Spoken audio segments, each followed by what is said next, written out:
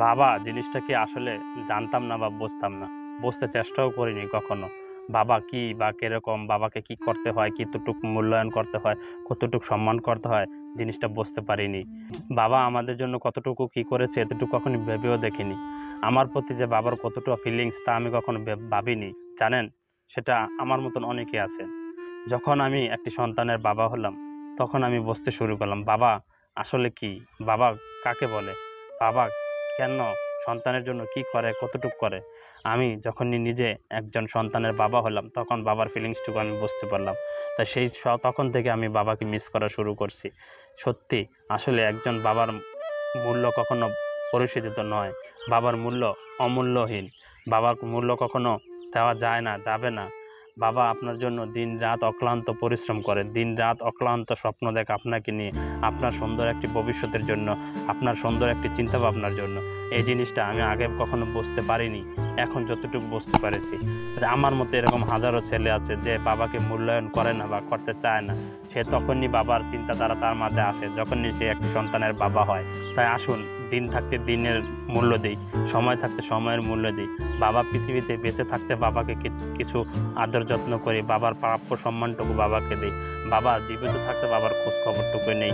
আমার মতো অনেকে আছে বাবার খোঁজ খবর নেয় না, নিতে চায় না। কেন বাবাকে খোঁজ খবর নেবেন না? আপনি একটু চিন্তা করেন, আপনার সন্তানকে আপনি কতটুকু ভালোবাসেন, আপনার সন্তানের জন্য আপনি কতটুকু ত্যাগ স্বীকার করছেন বা করতেছেন। আপনার বাবাও ঠিক ওরকম আপনার মতন, আপনি যেরকম আপনার সন্তানের জন্য যতটুকু ত্যাগ স্বীকার করতেছেন, আপনার বাবাও আপনার জন্য ওরকম ত্যাগ স্বীকার করেছিল। এতটুকু আপনার মাথায় নেবেন। তো আজকে কেন আপনার বাবা বাড়িতে ছাড়া থাকবে? আপনার বাবা কেন বৃদ্ধাশ্রমে থাকবে? আপনার বাবা কেন আপনার আত্মীয় স্বজনের দ্বারে দ্বারে ঘুরবে? আপনি কি আপনার বাবার দায়িত্ব নিতে পারেন না? বাবাকে অবহেলা করুন না, বাবাকে সময় থাকতে বাবার মূল্য দিন। আমি বাবা মরে গেলে বাবার নামে বিশাল বড় চল্লিশা করি, বিশাল বড় ইন্তজাম করি, ওগুলা লোক দেখানো ভাই। ওগুলা না করে বাবা জীবিত থাকতে বাবাকে একটু সম্মান করুন। আসুন আমরা নিজ নিজ মানসিকতা চেঞ্জ করি, নিজ নিজ জায়গা থেকে বাবাকে যতটুকু সম্ভব মূল্যায়ন করি, যতটুকু সম্ভব বাবার খোঁজ খবর নেই। অতএব দিন থাকতে দিনের মূল্য দিন, বাবা থাকতে বাবার সম্মানটুকু বাবাকে দিন, বাবার খোঁজ খবর নিন। বাবা যদি বয়স্ক হয়ে থাকে, বাবাকে একটু সময় দিন। বাবা আপনার সাথে একটু সময় চায়, আর বেশি কিছু না। আপনার কাছ থেকে ওরকম টাকা পয়সা দ্বন্দ্ব চাবে না। আপনি আমি যেরকম বাবার কাছ থেকে টাকা পয়সা সম্পদ চেয়েছি বা খরচ করেছি অতটা চাবে না।